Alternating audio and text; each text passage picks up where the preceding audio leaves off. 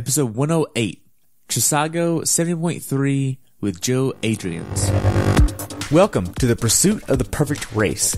I'm Coach Terry Wilson, and with each episode, I bring stories of athletes to you that share their experiences at races in order for you to learn how to have your perfect race. We will hear stories from athletes of all ages, abilities, and races of all distances. So regardless of where you fit in, there's something in it for you. Thanks for spending some time with me today. Now let the pursuit begin. Hello everyone, and welcome back to the pursuit of the perfect race. Today I have the pleasure of talking to my friend and returning guest, Joe Adrians, about his recent race experience at the Chisago Lakes half-distance triathlon, where he had a time of 4 hours, 14 minutes, 52 seconds.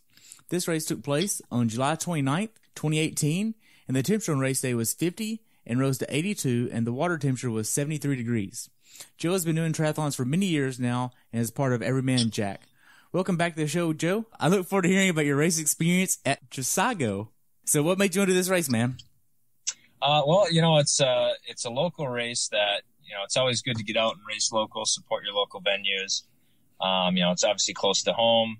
It's something that my wife and I can do together, as well as some of the local Midwest guys from Everyman Jack. So we kind of get together and discuss which races we're going to do together. So, it's everything just kind of worked out. It's a great venue. Again, supporting local races is kind of a huge initiative for us as a team and then me personally. So nice. So how was your training going into this race coming off of Ironman Texas? Yeah, so it was a little bit slow going, trying to get back into shorter distance. So, starting a season with a full Ironman was definitely not something that I was used to. And so my training leading up to, the shorter stuff was a little bit lacking in terms of just, doing more high intensity. So it's, moderately hard efforts for a long time for an Ironman, and definitely getting into the half distance is a little bit harder, a little bit more difficult to do, I guess, and getting kind of a quote unquote late start to that.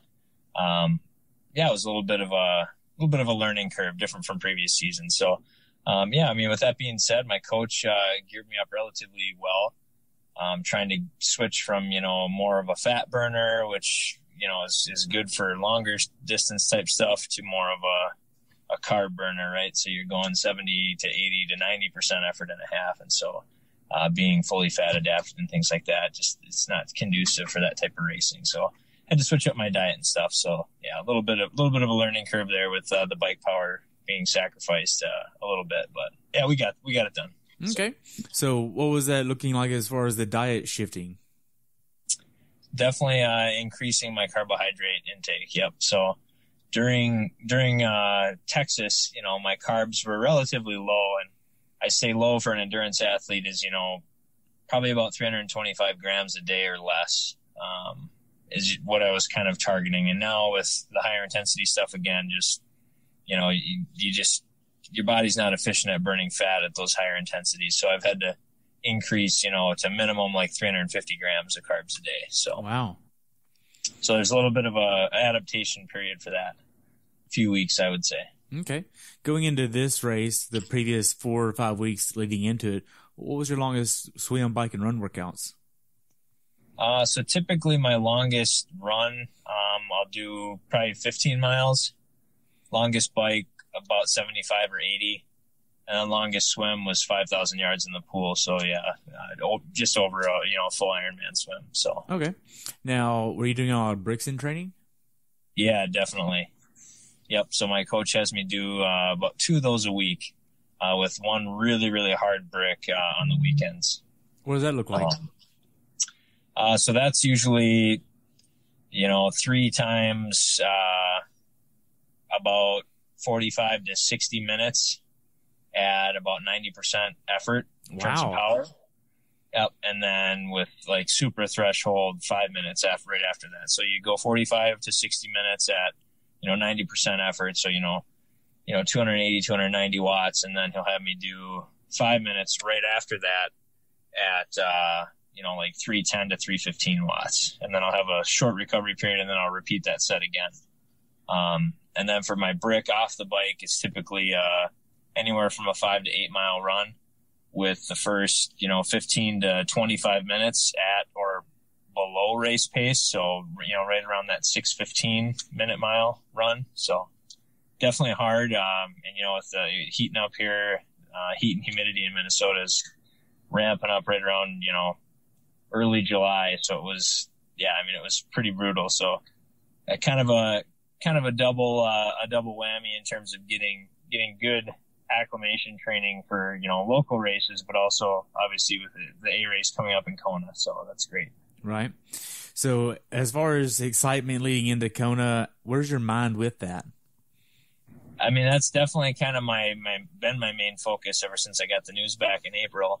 But with that being said, I've been really trying to take a step back and then just get back to kind of grassroots of why I got into the sport, and enjoying just racing local, and having my friends and family there has really kind of brought me back down to earth in terms of why I do the sport. And I mean, as the grind gets to be quite a lot, so you can lose sight of why you got into the sport, why you're doing it. So with that pressure of KONA being off now, and it's really taking a step back and reflecting on my wife getting me into the sport, and my friends supporting me and my family supporting me has just really been refreshing for me. A good way to mentally and physically reset and reassess kind of why I'm doing it. So yeah, it's been less stressful this year, that's for sure. Good. So it's been awesome. Now, in your training, as volume increases and intensity increases, how do you mitigate the risk of injury? Definitely self-rehabilitation regularly. So I have kind of like a quote unquote protocol that I like to do, where after, typical hard workouts, what I'll do is I'll come home, shower, get something to eat. And then I start with a stretching routine where I kind of work my legs all the way up to my core. And so I'll do a series of hamstring stretches, calf stretches, and then I jump into a suite of foam rolling where I'll, work the IT bands, work the quads, work the adductors, work the calves. And then especially now that I'm getting a little bit older, I've been having some plantar fascia type of naggles that I've had to really address with some key foot stretches and some trigger point foam rolling on the bottom of the feet that's been working really well. And then once I do that, it takes about 20 to 25 minutes to do that. Then typically what I'll do is I'll jump in the Normatec recovery boots and do a compression session that really kind of helps flush out some of that additional lactic acid and just really lets the muscles grow. Okay. Now, did you get injured or miss any training going into this race? I have not, thankfully. No. Taking my rehab, my strength training, and then obviously my swim bike run specific training, very seriously, and making sure that I mitigate any risk of any injury. Just, it's obviously my hobby, so I want to be able to continue to do it. So, really just taking, the rehab and kind of the self massage very seriously. Then in addition to that, typically I'll introduce, probably once a month, a sports chiropractic session where I'll get some, Graston work down on my feet, some cross fiber, active release therapy, and then just kind of general skeletal maintenance. And then typically before every race, I'll do 1 to 2 massage sessions with my sports masseuse. Try to make sure I get that done just to, again, give the final flush to the muscles and make sure that they're primed for action. Okay. Now, how much training were you doing every week going into this race, or what did you actually build up to was your max hours? Yeah, so pretty similar to Ironman, probably 5 hours less a week. So right around that, 17 to 21 hour range is where I'll kind of stay for, the half distance and below. And so, yeah, I mean, kind of right around that 17. And that's, again, a combination of swim, bike, run training, and then also, 3 to 5 strength training sessions a week. Okay. Now, if you had to divide and put your training into 2 buckets, one being intensity and one being low intensity, where would you fall at on that? Yeah, so I would say probably 70 to 75% of my training is relatively low intensity, active recovery, things like that. And then trickled into that 75% bucket is, a couple of harder intervals on the bike or on the run, strides or things like that. And then obviously the remaining, 20 to 25% is the high intensity stuff, where typically, I'll run tempo. My long runs are usually Thursday, and that's, anywhere from, I would say probably 10 to 15-ish miles with, an hour at race pace.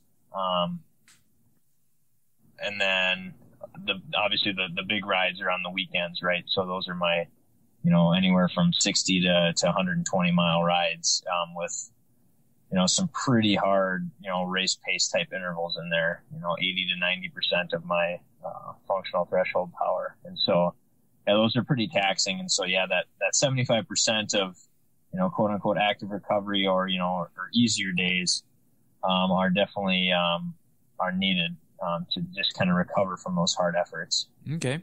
Now, with all of this training, were there any days where you just didn't want to train? Now that I'm outside, no, not really. So a lot different than the Texas build. Yeah. So, really minimal trainer work. I get to bike outside thankfully now, and I get pretty excited about that. So, it's a good motivator for sure, to be able to be outside. And so, yeah, didn't really have too many mental slumps like I did, leading up to Texas earlier this spring. So good. Now, yeah. You got a new bike earlier this year, right? Yep. So how's it working out for you? It's awesome. I love it. I mean, obviously, big shout out to Felt Bikes. They do a great job. They make a great product. Cuts the wind like a knife through butter. It's awesome. And now since, Texas, I've got my fit kind of readjusted a couple more times, and it's pretty well dialed in now for generating the most watts. So it's good. Very aerodynamic, obviously, with the, some of the add-ons I have with, Envy wheels, a couple of my hydration choices, and obviously the kit.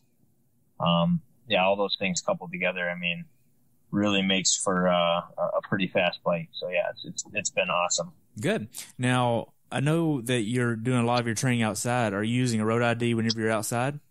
Absolutely. Yeah. I got it on right now, actually. Awesome. So, yep.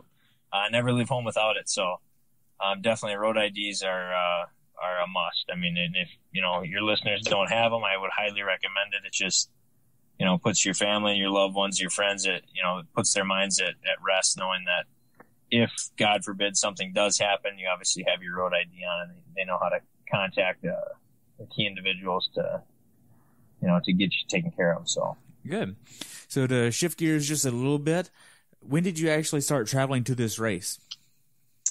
So traveling to this race started for my wife and I about 2 years ago. So yeah, this would be the second time we've done this race. And so, based on, previous race years where, my wife and I weren't really taking racing as seriously as we are now, but it was a great timed event for Ironman Wisconsin, which is, as you know, early September. And so this has always been a great race, for us to target for Ironman Wisconsin, just because, it's perfect timing for that build.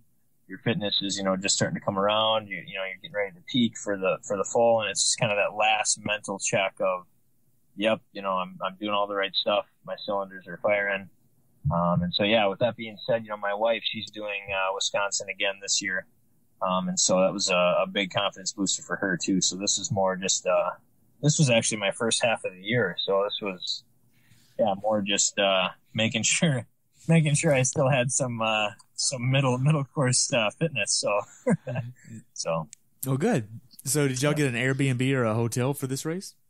No, actually it's relatively close to our house. And so we just have to leave, a little bit early. I mean, we were up at about probably 3:30 or 4 o'clock, get some calories in, get breakfast down. And then we just head out. It's about an hour from our house. So, okay.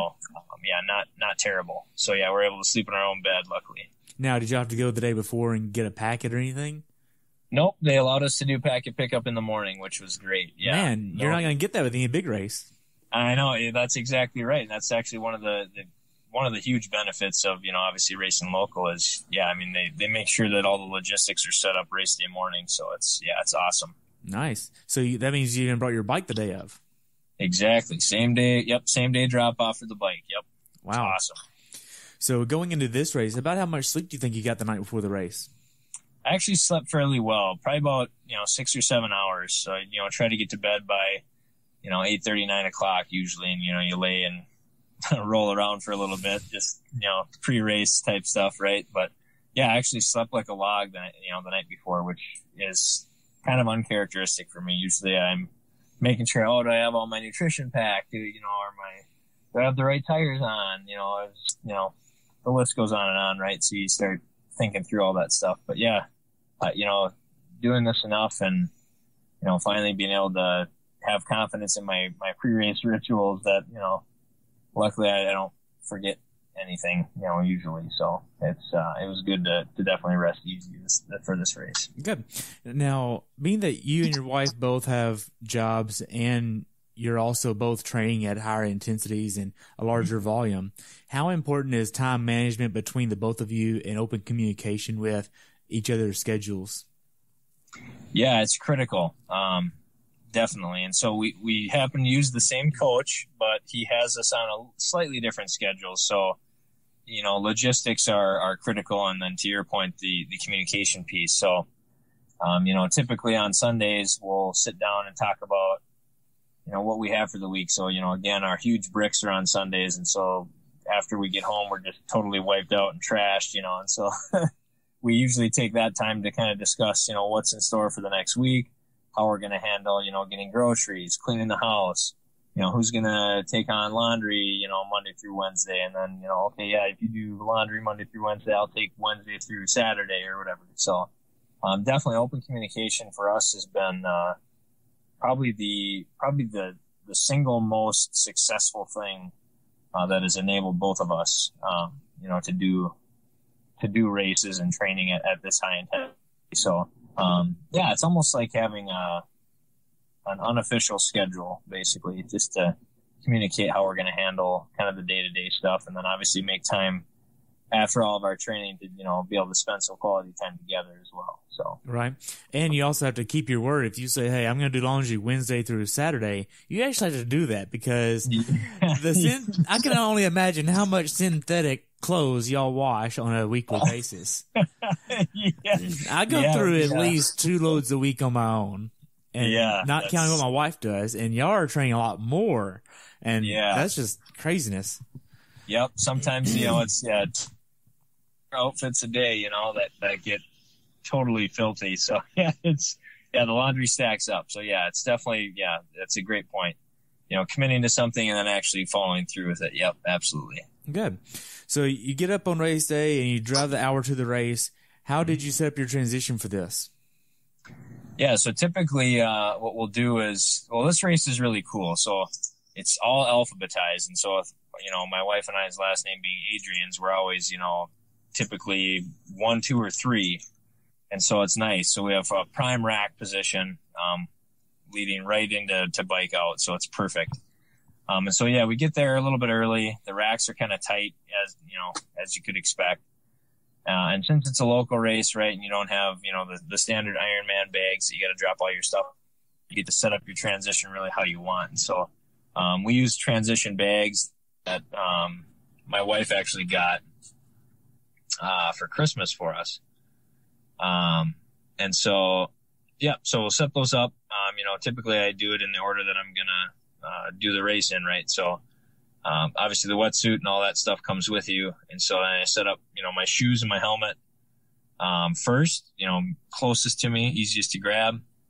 And then all my run gear right after that, right? So I have my shoes, with the speed laces, and then my race bib, my hat, my glasses, and then any nutrition that I'll need for the run is set out right there as well. And so, so for half distances, I do wear socks, And so I'll roll those halfway down and put them in my shoes. So then when I get off the bike, I can just quickly slip my feet into my socks and then my shoes, and then I grab everything else, transition at the same time. So really, I have that down pretty fluid now to be as efficient as possible.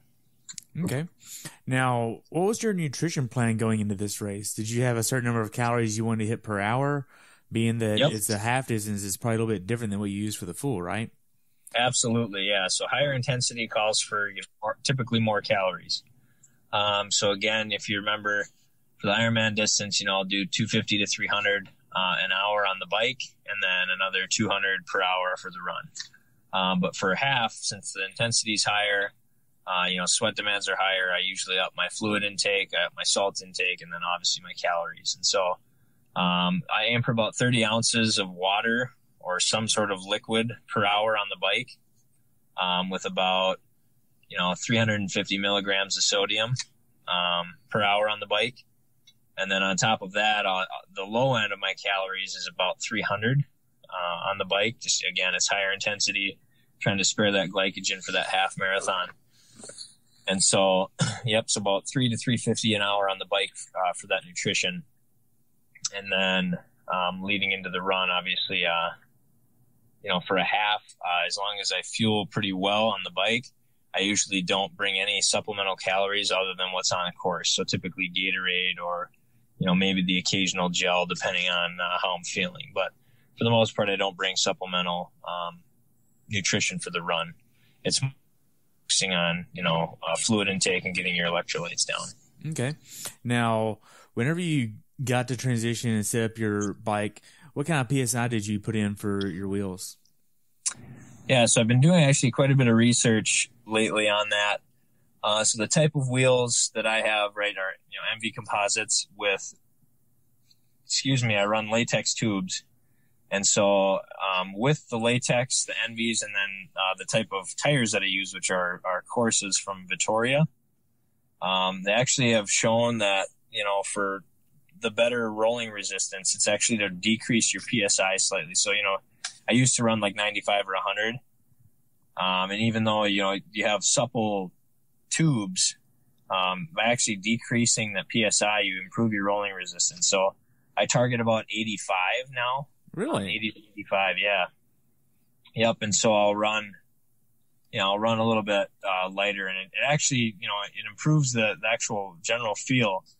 And so, the idea there is, right, increasing your contact time on the ground. So if you can imagine, this is a little bit probably more in depth than than some people want to hear, but so when you crank up the PSI in your tires and you start hitting bumps, if you think about it, right, it's basically a stiffer ride. And so basically every time you hit a bump, you're getting like airborne, right? So your tire is not staying on the ground.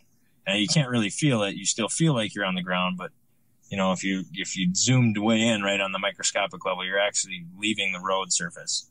And so by decreasing your PSI, you increase your ground contact time and decrease your rolling resistance, because you don't have that, those incremental bumps that are actually, it's like a start and stop basically every time you hit a bump and then land again. And so that decreases, time. Okay. So now for this, we're using a disc and a 808 on the front, or yeah. So So I run my 7.8 on the front, my Envy, and then I run a disc in the back. Yep. So this was a disc legal race. So that's So I'll run that in the back. Okay. Now, whenever you left transition, you realized that this was going to be a wetsuit legal race. For the first time in the race history, this has been wetsuit legal. Did you have a certain wetsuit you were going to use for this? Yep. So I did. I always bring a wetsuit and a swim skin to every race. And so, I used my Roka for this one. Yep. So it was some, I get to use it. It's a very shallow lake. And kind of where we're in, where the venue is, it's in a bay, and so the wind is always low, and so it's a relatively smooth swim, not choppy. So definitely getting into the Roka suit, getting in the water is that's always, it's always puts your mind at ease knowing that you get to use your cheater suit, as I like to call them. So I actually prefer a non-wetsuit swim. I'm a fair swimmer, so it's definitely an advantage for me to wear a swim skin, but I'll welcome a wetsuit swim, any day of the week just for energy savings. Okay. Now, did you get a warm-up swim in? Actually, no, I did not. I didn't get a warm-up swim in. They kind of rushed us down to transition. I think they had time to get away from them a little bit, which, it's a huge race, hundreds of athletes, time just gets away from people, myself included. And so, before we knew it, they were hustling us down to the water, and I was in the corral, and I was like, oh, I didn't even get a chance to dip my goggles in the water. It was like, oh man, all right, well, let's go. Wow. So was this a wave or a rolling start? What does that look like? Yep, definitely a wave start for this one. So, how typically they break it down is wave one is, it's kind of broken into two phases. So it's all the elites, so, men and women. And then the back half of wave one is any of the relay athletes doing the full. They release the elites right away in wave one, and then I call it wave 1.5 is then when the kind of the relay teams go. So what's really cool about this race is they actually had, I'm sure you guys have heard of, Team Agar, which is kind of the new Team Hoyt, right? Where the son has cerebral palsy. And so they actually had an athlete pairing like that at this race, which was really awesome. So we got a chance to cheer those guys on, see them off in the swim. And so they had him in the raft, and man, he was so excited. It was awesome to see. And so, we saw him throughout the day. It was really great. Okay. So where were you lined up at? So I stayed on the buoy line right on the beach. So it's kind of a dog leg start. And what I mean by that is it's at I would say a 50-degree angle from the beach to the buoy line. And so I positioned myself right on the inside. So I would have a little bit farther run to get into the water, but it would allow me to get into my stroke faster. And so being kind of right on the inside, I only had to, dolphin dive a couple times to really get in a rhythm. And glad I chose to do that, because I pinched out a couple of the other guys that were still dolphin diving, and I was able to get into my swim stroke and just, sprint out the first 200 yards to just get out front. So, it was good. Stayed right on the buoys, and that's where I stayed the rest of the swim. Cool. So how'd the swim go for you? It went all right. Being a wetsuit swim, I was expecting it to be a little bit faster, but with that being said, I swam under 30 minutes, which is great.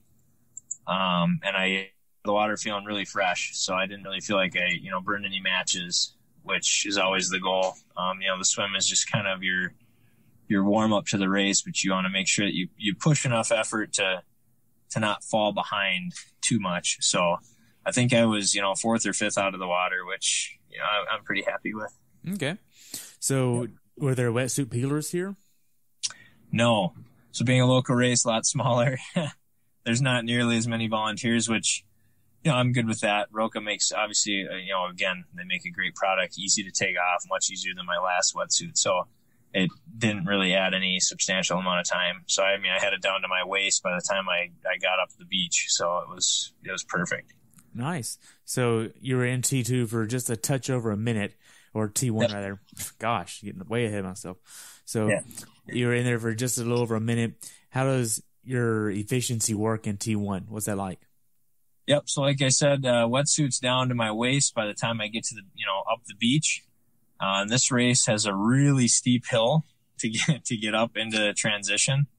And so, it's just trying to make sure you control your breathing. And so I got into the transition, and where swim out is relative to my bike. My bike is on the way other end of transition, because then, bike out, again, being in alphabetical order. So I had a little bit of a jog. And so I was actually with teammate Sean Cooley. He ended up getting on my feet in the swim. To my surprise, I was expecting to get out of the water, a fair margin ahead of him, and, expecting him to catch me on the bike a little later. But, so to my surprise, he was right there with me. And so, really it was the incentive to get in and out even faster, just because I know that the guy's an absolute beast on the bike. So I got in, pulled my wetsuit down, I make sure to put Body Glide on my calves before I put on my wetsuit. Just makes taking the wetsuit off much easier. Slides off. You don't have those sticking points. So that's definitely been something that I've been incorporating to gain some efficiency there. I got the wetsuit off, put my helmet on immediately, grabbed my bike off the rack, no socks for the bike ride. So, just pull it right off the rack and went out to the mountain line. So again, it's a little bit of a jog to get through transition.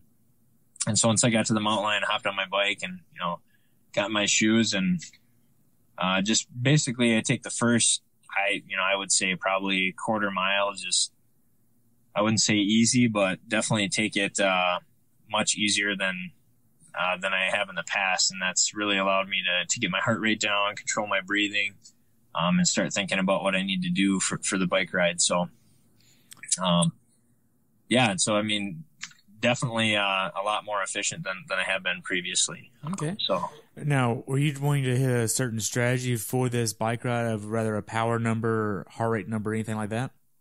Yeah. So I typically monitor just power. So I don't look at speed or cadence or any of that. So on my Garmin, it's just, I have 3-second power, 10-second power, and then average power. Those are the only 3 metrics that I look at. And then, I do wear a heart rate monitor.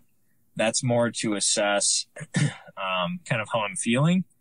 Looking at the rate of perceived exertion. And then obviously, I'm a big kind of a data buff. And so I'll go and look after the race at my heart rate data to see kind of what was going on at certain points of the race, where I'll reflect and say, okay, at mile 20, I was starting to feel kind of fatigued. What's going on here?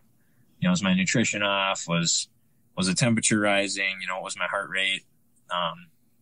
But yeah, I mean, during the race, in the moment, I only look at power. So 3-second average, 10-second average, and total average.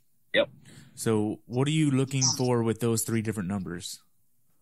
Yeah, so 3 and 10-second power is more making sure that I'm keeping my power relatively consistent, smooth, and then the overall average is to look at obviously my overall target for the entire race.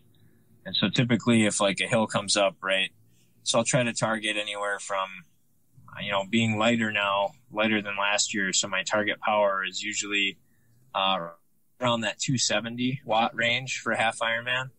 And then, so obviously looking at coming up on hills and things like that, I don't typically want to see my power exceed about 350 watts for any substantial amount of time. And so those 3 and 10-second power numbers that are on my computer are just there to kind of keep me in check and make sure that I'm not spending too many pennies.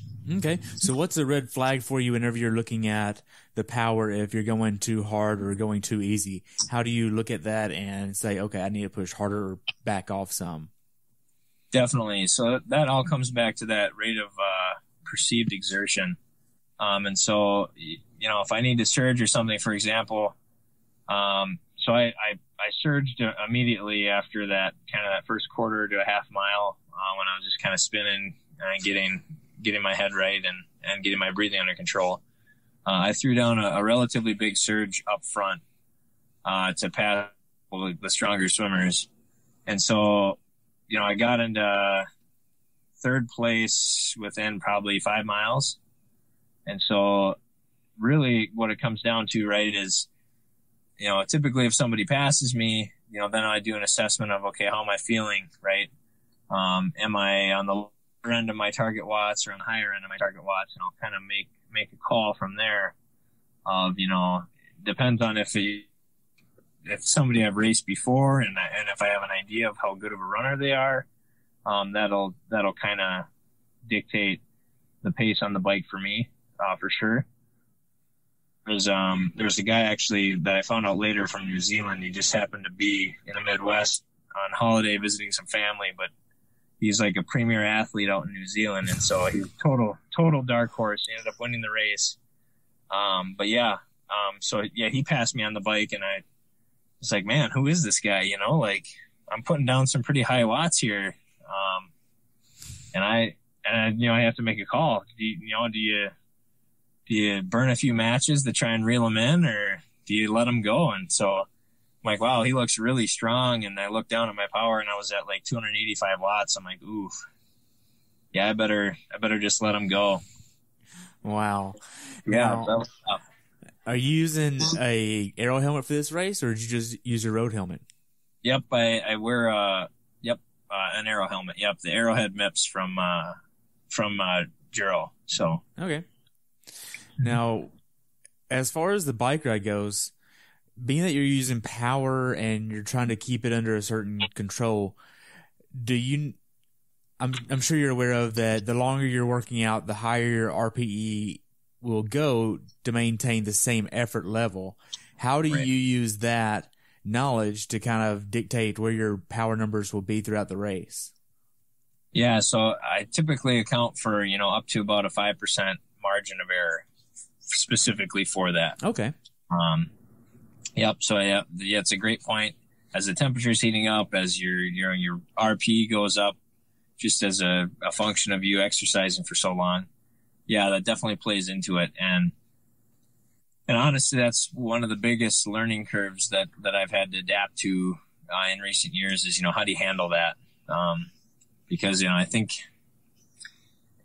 Lionel Sanders said it. He's like, when you're about ready to snap, you have 50% more. Gosh. So, yeah. So I don't know about 50%, but I get the sentiment, and I try to live by that. So definitely flex in training has helped with that. As the rate of perceived exertion goes up, it's having the confidence in your training and know that there always is going to be a little bit more. There's always a tiny bit more in the tank. And I guess I take comfort in knowing that I'm going to be using different muscles for the run. so yeah, if I have to, burn on the bike a little bit, I will. So. Okay. Now, whenever you get to the miles 45 to 53 or so, where you're almost done with the bike ride, but it's really not over yet, where are you at mentally? Yeah, definitely gearing myself up to run. And so that means finishing off any last minute nutrition, making sure I go to the bathroom if I have to, things like that. And really just trying to get my head right, in terms of, now we got to run a half marathon after this. So, assessing how I'm feeling, doing a systems check on the legs, how are the quads feeling, is my power still up where it needs to be?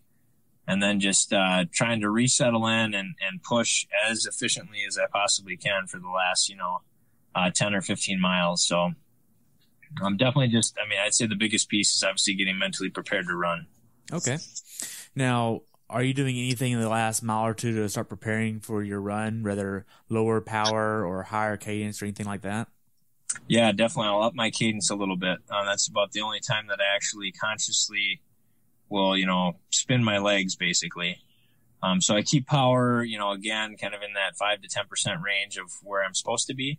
But I definitely downshift a little bit and up that cadence. Definitely get some of that lactic acid out, spin them out a little bit and get ready for some faster turnover. Okay. Now you get to T2, you're in there for just a touch over a minute. How does that work for you? You literally go in there, slam on your shoes and just head out basically, right? Yep, absolutely. So like I said, so I set up my transition, put my socks, roll them up, put them in my shoes. So take my helmet off, throw it on the ground, put my bike, throw it on the rack real quick. And then, socks, shoes, and hat, my glasses, and my bib. And I just kind of take that with me. And so I put all that stuff on once I'm, out there. So it's in and out as quickly as possible. Knew I had some time to make up on the top two guys. Top three, I guess, because one of the guys passed me at like mile 40 on the bike. And he's kind of a known short course powerhouse in Minnesota. I don't know if you heard of him, Wade Cruiser, but he's one of the top duathletes in the country. Oh, really? And he's a phenomenal biker. And so, he put some time into me a little bit on the bike. And so, I was hoping I'd be able to run him down. And so save enough matches for the run to just burn them all. Right. So, I had some time to make up. So I wanted to get in and out of T2 as quickly as possible. So, put my shoes on, grabbed all my stuff and got it onto the run and, buckled up and settled in for a pretty hilly run. So, oh, so it's a hilly run here. Yeah. Yep. Definitely some rollers. Okay. So what was your strategy of tackling this? Were you wanting to go into this race getting on the podium, or were you just going out there to have a good day for you, or what was that like? So first goal of any race that I get into is, obviously just have a good day. No major bung ups, things like that. No crashes. Everybody's happy. Everyone's healthy. No throwing up, things like that. Nailing nutrition is, all that kind of stuff is kind of primary. Secondary goal was, obviously to race as good a race as I can on the day. If that means a PR, awesome. If that means getting on the podium, great. If not, it's again, just kind of supporting the local event, or if it's an Ironman or, whatever, just supporting the organizers and obviously first and foremost, the volunteers, right? Thanking them. That's always a pretty big point for me to make sure that I thank volunteers out on the course and taking time out of their busy lives to hand water out to all these sweaty people in Lycra. I mean, that's, that can't be fun for them, so, but yeah, just have a good day. That's usually the main goal. So, okay. Now for the run strategy, what did that look like? So I do have targets that I want to try to run to based on where my training is. And so this race is, about 10 seconds per mile faster than last year was my target pace. So right around that 6:20 pace, for the whole half.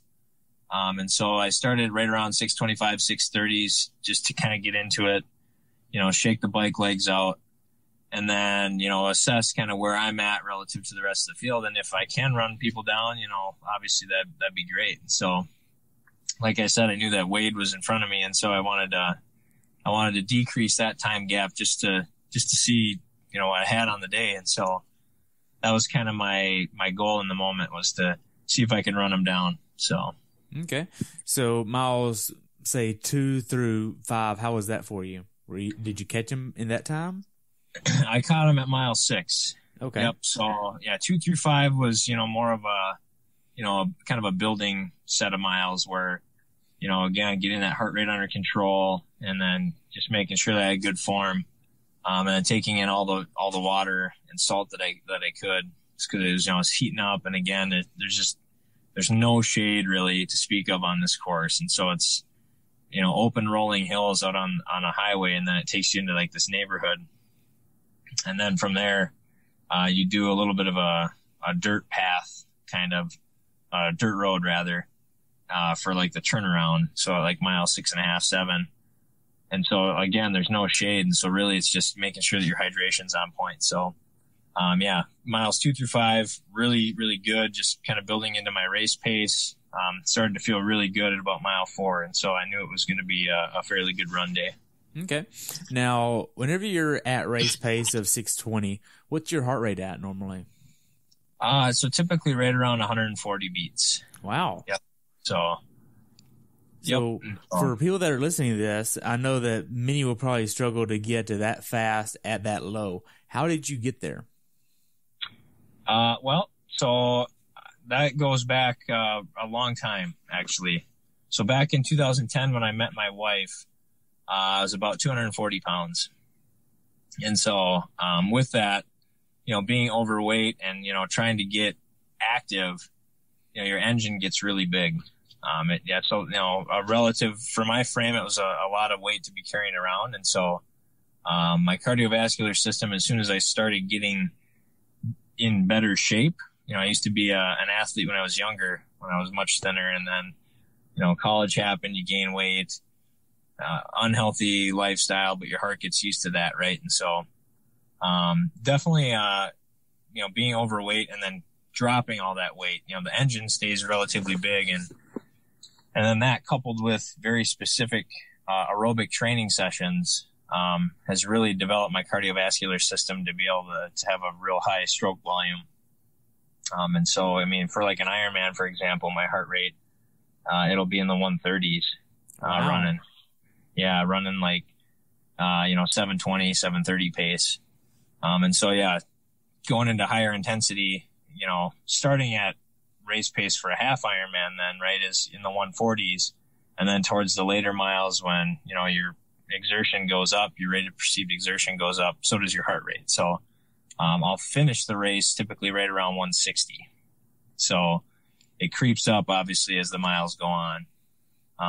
But allows me to feel relatively good, just from a fatigue perspective. And so, it's kind of the long answer for that.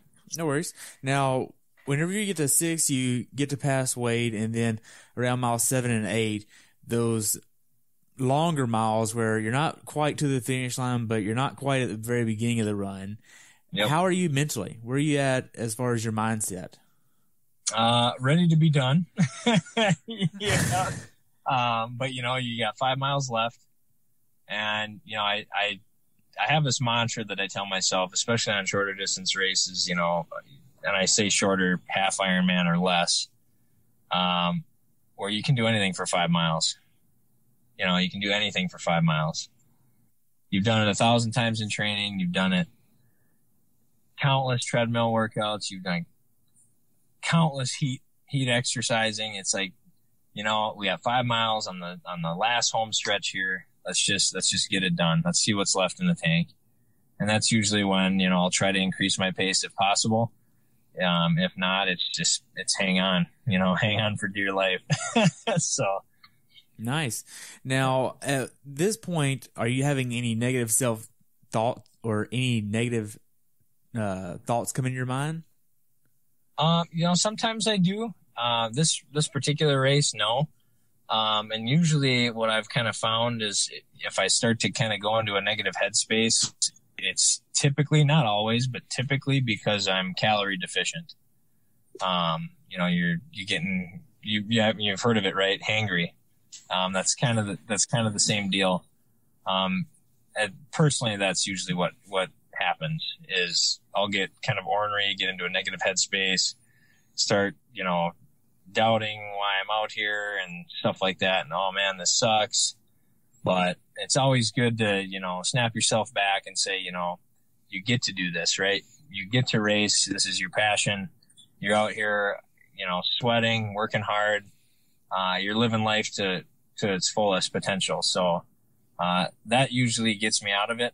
Again, kind of coming back to, why we race, why we do this, just enjoying the moment. And that usually gets me out of it. That coupled with, some food. Right. Now, it seems like that you've developed this tactic of learning how to objectively see your thoughts and judge the thoughts independently rather than being absorbed by the thoughts. And whenever you take on a negative thought, you're like, okay, hey, wait. Before I get into it, that's a negative thought. And you hold that thought in your hand and you're like, okay, why am I having this negative thought? I need to get rid of that thought and have a better thought and go forward. And if it's a negative thought, maybe it's because I don't have enough calories. And then you start thinking, wait, well, did I get enough calories? And then you move on through that. Is that right? Yeah, that's exactly right. That's typically where I start. Yep. And so, taking some calories, if that helps, awesome. Muscle through. But sometimes, it doesn't matter. All the calories in the world is just not going to help you. Sometimes it's just, you have one of those days where it's a little bit off. But again, then at that point, it's, coming back to really assessing why we're doing it, and, I truly do love the sport, and that's why we do it. So. Right. Now, is that if it doesn't work, is that when Coke and Red Bull comes into play? Yep, typically. Yep. The one of the magic fixer elixirs. Yep, Coke or Red Bull. Absolutely. Wow. So on this course, how was the support? Awesome. The volunteers are great. Aid stations about every mile and a half on the run. So very good. The mixture of, Gatorade, water, gels, bananas, stuff like that. Very good support. The volunteers are very enthusiastic, which is it's awesome to see that. They get the community involved, and they'll typically have like a spaghetti dinner for them and stuff, a day or two before the race, which is awesome. Just really gets the community fired up, and it's really awesome to see that. And it's such a great venue, and it's so well organized that, it's great to see that, volunteers coming out from the community. People have been living there for 30 years. You know, there was this gal at one of the aid stations. She was probably 80 years old in a wheelchair handing out, you know, water to people. It was just really awesome. It was like, wow, thank you so much for taking the time out of your day. And, you know, you're out here in the blazing heat handing out water to these people. It's like, it's just awesome to see that. Wow. So what was the funniest thing that you saw on the run course? I mean, I know you were out there for less than an hour and 25 minutes, but you had to see something funny. Yeah. At about mile, I think it was probably 6 or 7, one of the volunteers at the aid station, you know, obviously he'd only seen 3 people all day.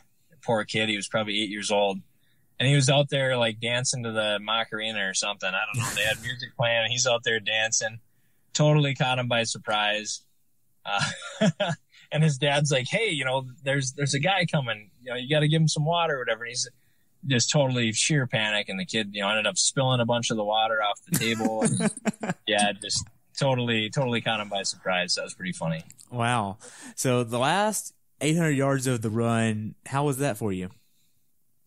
So the finish line of this race is interesting. So you come into the park, you can see the finish line, but there's like a bunch of snaking you have to do, and then you got to run up this huge hill and do like a switchback. So you got to come around the park, so you go by the beach, and then you got to run up a hill, and then it switches back, and you got to run up more of a hill, and then you get to finish. And so typically when I get into the park, it's just, you know, I take a couple deep breaths and just know that the next, you know, 400 yards are really going to hurt, and just, you know, pin it as far as you can. Give a quick check over the shoulder to see if anybody's right there. And then just gun it, man. Put the pedal to the metal. And so, yeah, I mean, that's what I did. And so after, you know, I passed Wade, I had no idea where he was. So he could have been right on my heels for all that, you know, for that matter. So I just wanted to make sure that if he was, you know, just gun it, give everything I had. So that's what I do, you know, at every finish line, is just put the pedal to the metal, push as hard as you possibly can. Wow. So. Now, after you crossed the finish line, what'd you do next? I collapsed. That was brutal. It was hot, hilly. Yeah, I fell down next to my teammate Sean, who finished a few minutes ahead of me. And so, yeah, I just collapsed, and yeah, him and I kind of reminisced about that. Shouldn't have been brutal. I mean, the conditions should have been ideal for massive PRs, and it just, the bike just wrung us out. It was, yeah, we kind of reminisced a little bit about the race and got some water and thanked the volunteers and sat there and talked to that guy from New Zealand, man, total dark horse, crazy. I think the guy went like 404 or something like that. God. Just absolutely blitzed that run. He ran, I think, a 111. What? Yeah. It just, guy just a thoroughbred. Yeah, it's crazy. Yeah, we congratulated him, and yeah, so that rounded out, the top 3. So. Wow. So what's something that you learned from this race experience that you would want to pass on to someone who's probably done a few 70.3s or maybe even full that wants to do this race in the future? Yeah, definitely, and it always comes back to this. It doesn't matter what the distance is, but always respect the distance, number one, and then, enjoy it. Enjoy the moment, right? You get to do, celebrate your fitness, celebrate the fact that, again, we get to do this stuff, and, these people, have busy lives. All these volunteers have busy lives, and, they take time out of their day to make sure that we can all come out here and do this. Right. So, definitely thank the volunteers, right? That's going to be huge. Respect the distance and just enjoy the day. It's a celebration of your fitness and your hard work. So regardless of the result, if you're looking for a new PR, you're looking to finish, if you're looking to survive and not go to the bathroom on yourself, it doesn't really matter.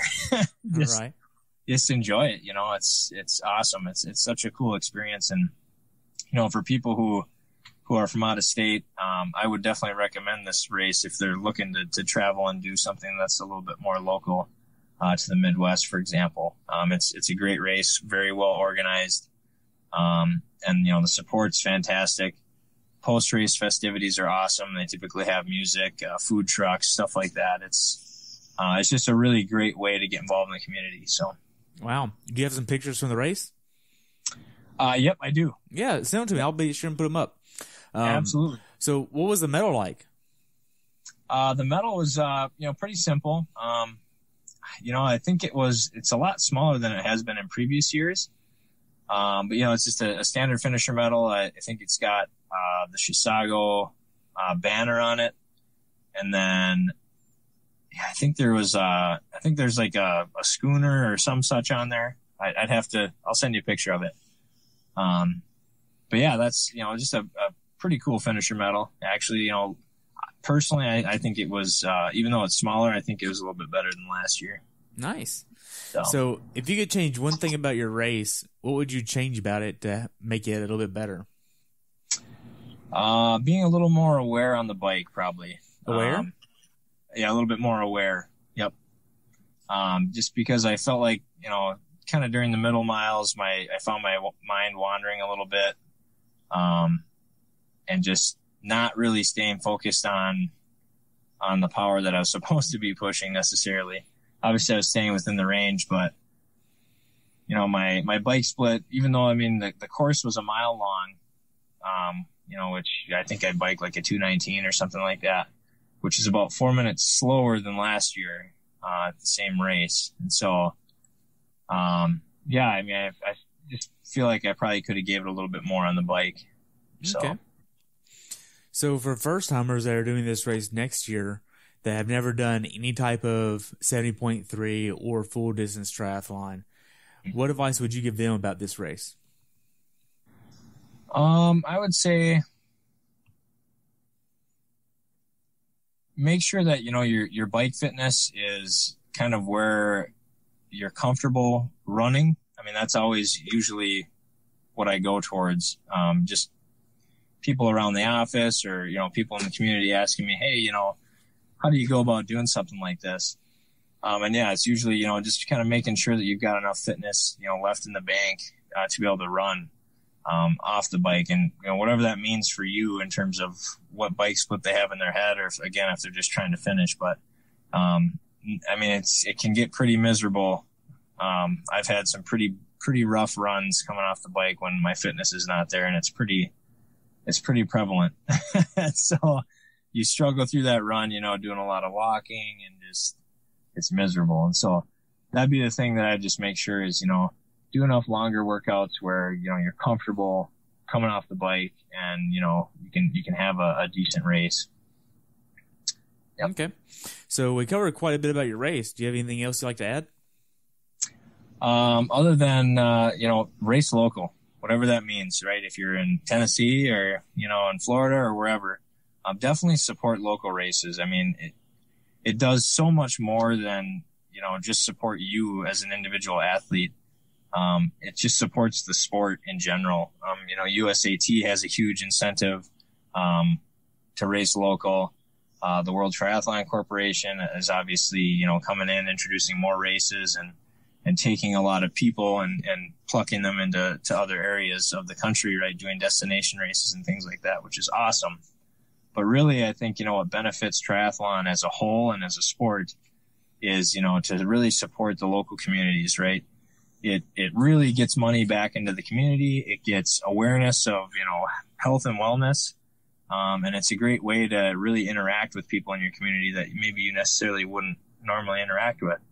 And I'm sure you've had a similar experience where, you meet a ton of great people, at local races and stuff like that. And, it's just great. Again, it's a great way to get outside and enjoy the outdoors and really be an active member of your community. Wow. Now, I already know you're doing KONA, and Yep. That's just in about 2 months' time now. Yeah. I know you're quite excited about it, and I just want to let you know I'm really looking forward to having you back on and sharing that experience. Absolutely. I'm definitely looking forward to coming back on and sharing that experience. It should be one for the memories. That's for sure. Wow. Now, how can athletes follow you? Well, you can follow my Facebook page. Just type in my name, Joe Adrieans. Otherwise, you can check me out on Instagram at Joe Adrieans. You can find me on Everyman Jack's website, And that has a link to all my social media stuff, my blog. So my wife and I, we do together. It's called Triad, kind of a clever play on words, right? Triathlon, and then play off of our last name, Adrians. So you can check that out. It's at triad.triadrians.com. Other than that, yeah, look for me on the Ironman circuit. Nice. So, yeah, come up and say hey. Nice. So I already know what your definition of a perfect race is, so I'd like to give you a little bit something different before we sign off, and that's if you could put together an ideal triathlon course to include the distances and the weather that day, what would you want?